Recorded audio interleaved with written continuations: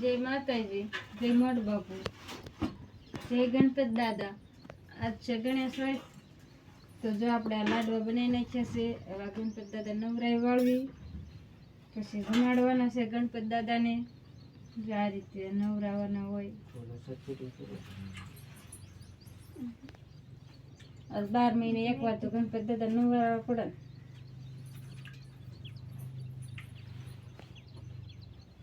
દૂધે નવરાવ્યા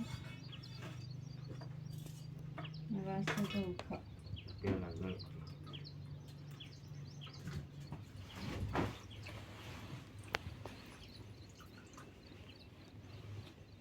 પાણી